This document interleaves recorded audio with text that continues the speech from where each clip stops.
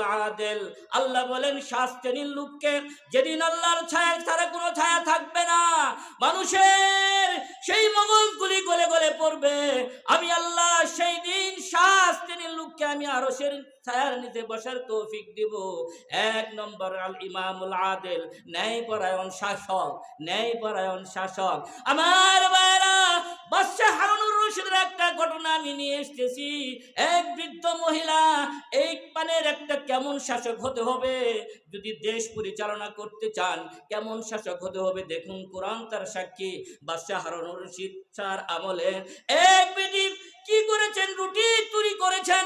রুটি চুরি করার পরে হাতে নাতে ধরা পড়েছে। ধরা পড়ার পর তারা ধরে ওই বিচারকের কাছে নিয়ে এসেছে।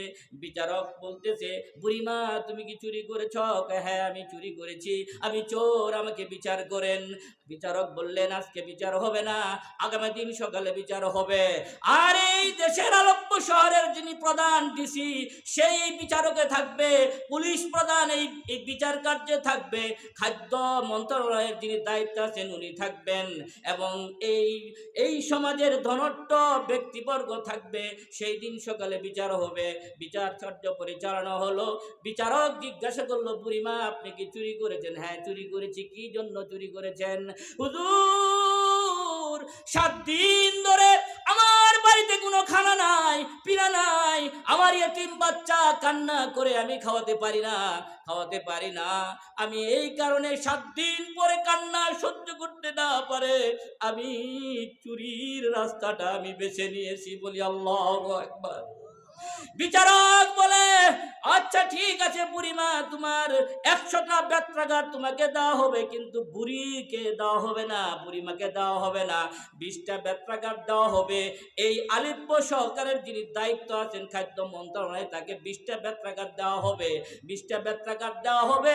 এই পুলিশ প্রধান সে খোঁজখবর নাই, তাকে দেওয়া হবে 20টা বেত্রাঘাত। এবং এই অঞ্চলের যিনি প্রধান ডিসি সাহেব, তাকে দেওয়া হবে 20টা বেত্রাঘাত। আর 20টা বেত্রাঘাত দেওয়া হবে ওই বাদশার খলিফার আমি প্রতিনিধি, আমার উপর হবে 20টা বেত্রাঘাত। জোরে জোরে বলি আল্লাহু আকবার। আমার ভাইরা, আর 300 দিরহাম, কিছু দিরহাম আমার পক্ষ থেকে আমি 50 দিরহাম দিয়ে দিলাম। এইভাবে করে করে 300 দিরহাম হয়ে গেল।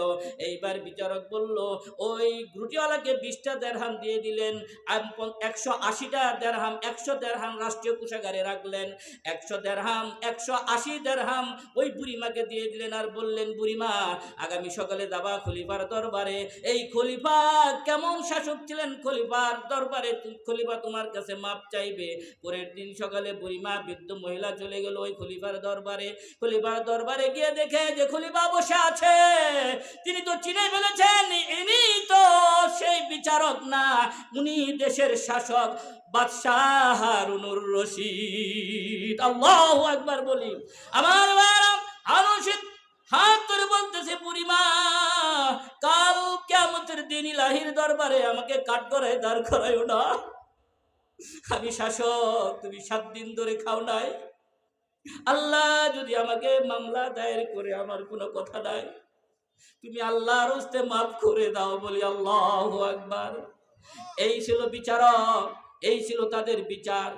হযরত উমরের বিচার অর্ধ পৃথিবীর না শুধু 50টা রাষ্ট্রের তিনি শাসক ছিলেন।